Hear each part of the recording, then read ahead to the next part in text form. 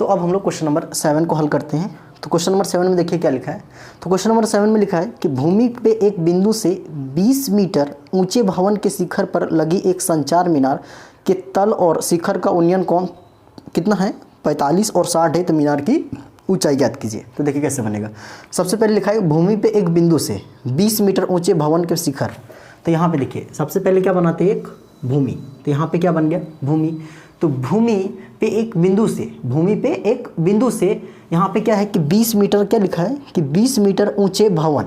तो यहाँ पे एक भवन बना लेते पहले। तो यहाँ पे क्या लिखा है, 20 मीटर ऊंचे भवन। तो यहाँ पे मान लिए कितना मीटर है, 20 मीटर ऊंचा एक भवन है। ठीक है। तो ऊंचा एक भवन के शिखर पर लगी एक संचार मीनार। तो देखिए यहाँ पे 20 मीटर ऊंचा एक भवन है और इसके ऊपर क्या लगा है, तो इस भवन के ऊपर क्या लगा है, एक ठो संचार मीनार। यानी यहाँ पे क्या बन गया, एक ठो संचार मीनार, है ना। यहाँ पे एक भवन था 20 मीटर ऊंचा और उसके ऊपर क्या लगा है, एक संचार मीनार। ठीक है। और यहाँ पे बोल रखा था भूमि पे एक बिंदु लेना है। तो एक बिंदु यहाँ पे भूमि पे ले लिया। ठीक है। सबसे पहले बोला कि भूमि पे एक बिंदु से, तो भूमि के बिंदु यहाँ से है। ठीक है। तो भूमि पे एक बिंदु से कि एक क्या लगा है, एक भवन है ना, 20 मीटर ऊंचे भवन के शिखर पर लगी एक संचार मीनार। तो 20 मीटर ऊंचा भवन और उसके ऊपर क्या लगा, एक ठो संचार मीनार, है ना। संचार मीनार के तल, है ना, संचार मीनार का तल कौन सा होगा बताइए तो, है ना। देखिए जैसे इस भवन था, इस भवन का शिखर क्या बनेगा दोस्त, ई बनेगा। और ये क्या बनेगा, भवन का पाद बिंदु। ई भवन था, इस भवन का शिखर ई होगा और इसका पाद बिंदु ई होगा। ठीक है।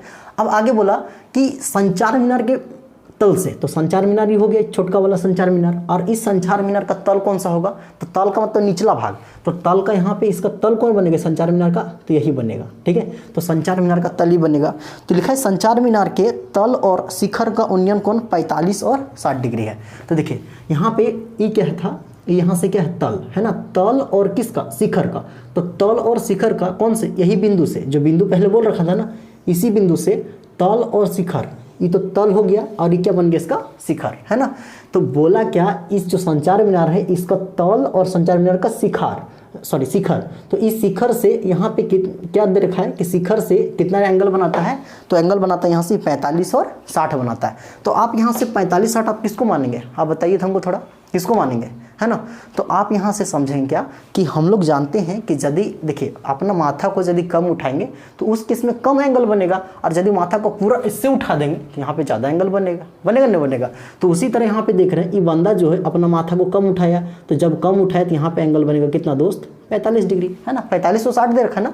तो ये माथा को कम उठाया तो 45 डिग्री, और ये जो बड़का वाला माथा को ज़्यादा उठा दिया तो कितना डिग्री बनेगा, यहाँ से 60 डिग्री। ये दे रखा था ना 45 और 60 है। तो मीनार की ऊंचाई याद कीजिए, है ना। दैट मीन्स इस संचार मीनार, तो इस संचार मीनार की ऊंचाई इसको मान लेते हैं कितना, h, यानी स्मॉल h मान ली। तो इसी का मान निकाल के दिखाना है। तो कैसे निकलेगा, देखिए यहाँ से आप कैसे निकालेंगे इस चीज़ को। तो सबसे पहले यहाँ से मान लेते हैं इसको a, इस पॉइंट को b, इस पॉइंट को c और इसको मान लेते हैं d। ठीक है। या फिर ऐसे मान लेते हैं ना, a क्या बनेगा यहाँ से b और इसको मान लेते हैं c, और यहाँ से वाला जो पॉइंट है वो क्या बनेगा, d। ठीक है। तो देखिए यहाँ से इसको कैसे हल करेंगे, और यहाँ पे क्या बनेगा कि 90 डिग्री, कितना एंगल बनेगा, 90 डिग्री, हमेशा 90 डिग्री बनेगा क्योंकि समकोण त्रिभुज बनना ही बनना है। तो यहाँ पे देख सकते हैं आप कि इसमें भी दो ट्रायंगल बन रहा है, एक छोटा वाला ट्रायंगल बन रहा है यहाँ से और एक बड़ा वाला ट्रायंगल, कौन सा, ABC बड़का वाला ट्रायंगल बन रहा है और छोटका वाला B यानी DBC छोटा वाला बन रहा है। तो दोनों ट्रायंगल में चलेंगे और किसी भी तरह इस H को निकाल लेंगे। ठीक है। तो देखिए सबसे पहले यहाँ से लिखते हैं, माना क्या लिखते हैं, माना कि मीनार की ऊंचाई, माना कि संचार मीनार था ना, मीनार की ऊंचाई इज इक्वल टू, मान ली हम लोग कितना, इज इक्वल टू h, कितना मान लिए h। ठीक है। अब यहाँ से BD दे रखा है, यानी भवन की ऊंचाई, है ना। BD क्या है, तो भवन की ऊंचाई, तो भवन की ऊंचाई भी दे रखा है। तो भवन की ऊंचाई मानिए या फिर क्या मानिए आप, BD, इसका वैल्यू कितना दे रखा है यहाँ से, तो ये वैल्यू दे रखा है 20 मीटर, कितना दे रखा है 20 मीटर। और यहाँ से इस BC का तो वैल्यू नहीं दे रखा है, तो इसको मान लेते हैं हम लोग कितना, अपने से x। ठीक है। तो यहाँ पे लिख लेते हैं BC is equal to x। अब यहाँ से चलते हैं उसी तरह दो ट्रायंगल में चलेंगे, पहले ABC में बड़ा वाला ट्रायंगल में, उसके बाद फिर छोटा वाला ट्रायंगल में। तो यहाँ से चलते हैं किसमें, समकोण त्रिभुज, पहले बड़का वाला में समकोण त्रिभुज कौन सा बताइए, कौन सा, ABC में, ABC में। तो ABC में चलते हैं। तो यहाँ पे जब ABC में चलेंगे तो किस में रिलेशन दिया है, तो यहाँ पे क्या बनेगा, तो ये लंब बनेगा और ये क्या बनेगा, आधार, क्योंकि समकोण त्रिभुज है तो ये बनेगा लंब और ये क्या बनेगा, आधार। और लंब आधार में रिलेशन होता है तो किस में, टेन में। तो यहाँ पे लेके चलेंगे tan theta, tan theta equal to हो जाएगा कितना, लंब बटे में आधार, लंब बटे में आधार। तो यहाँ से टेन थीटा, तो टेन का टेन रहेगा और इस थीटा का वैल्यू पता है, तो आप थीटा का वैल्यू कौन सा लेंगे, 45 या 60। तो यहाँ पे बड़ा वाला में कितना बन रहा है, 60, क्योंकि बड़ा वाला ट्रायंगल में चल रहे हैं तो एंगल भी बड़ा लेना पड़ेगा। तो कितना होगा यहाँ से 60 डिग्री। तो यहाँ पे कितना होगा 60 डिग्री इक्वल टू लंब। तो इस लंब का वैल्यू कितना दिया है, तो इस लंब का वैल्यू कौन है, ए बी। तो पहले बैठा लेते हैं, या फिर यहाँ पे कितना होगा ए बी, कितना हो जाएगा, इस लंब का बड़ा वाला में लंब कौन बनेगा, ए बी, और आधार कौन बनेगा, बी सी। तो अपॉन क्या होगा यहाँ से बी सी। अब आपको क्या करना है कि यहाँ से कितना होगा 10, अब 60 होगा, 60 या फिर क्या करें इसको वैल्यू लिख दें डायरेक्ट। तो 10 60 का वैल्यू आपको पता है कितना, √3 इक्वल टू ए बी। अब इस ए बी का वैल्यू कितना लिखेंगे आप हमको बताइए, इस ए बी का मान आप कितना लिखेंगे, तो ए बी का मान 20 + h, कितना हो जाएगा कि 20 + h, यही होगा ना। इस ए बी का मान कितना होगा, इस ए बी का टोटल ए बी का यानी 20 हुआ और h जोड़ेंगे तो ए बी नहीं आ जाएगा, तो 20 + h अपॉन इस बी सी का मान कितना होगा x, तो नीचे कुछ नहीं तो 1।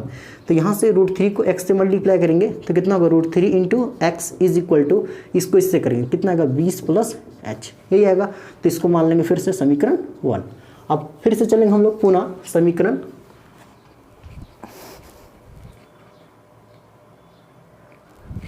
तो अब हम लोग यहाँ से फिर से चलेंगे पुनः किसमें, पुनः कौन सा ट्रायंगल, पुनः समकोण त्रिभुज, समकोण त्रिभुज कौन सा, DBC में, छोटका वाला में DBC में। तो यहाँ से फिर से लेके चलेंगे 10, है ना, क्योंकि लंब और आधार में रिलेशन है।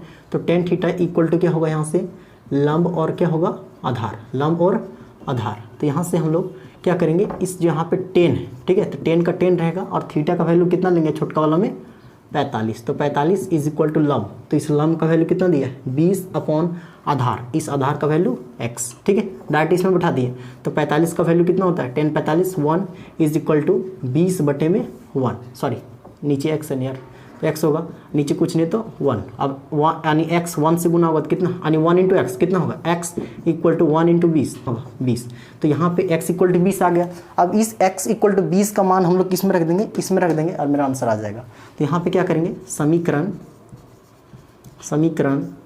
1 में x का मान रखने पर तो x का मान किस में रखेंगे, समीकरण 1 में। तो समीकरण 1 दे रखा है कितना, √3 × x is equal to 20 + h, है ना, यही समीकरण 1 है। इस समीकरण 1 में इस x का मान रखेंगे तो यहाँ पे कितना आएगा बताइए, तो इस x का मान रखेंगे जहाँ जहाँ पे x है वहाँ पे 20 रख देंगे। तो यहाँ पे कितना होगा 20 इज इक्वल टू 20 + h, ठीक है। तो यहाँ पे कितना होगा, यानी 20 यानी √3 × 20, तो कितना होगा यहाँ से 20√3। अब यहाँ से इसको इधर लाते हैं तो कितना होगा -20 इज इक्वल टू h, है ना, 20 को इधर लाएंगे तो -20।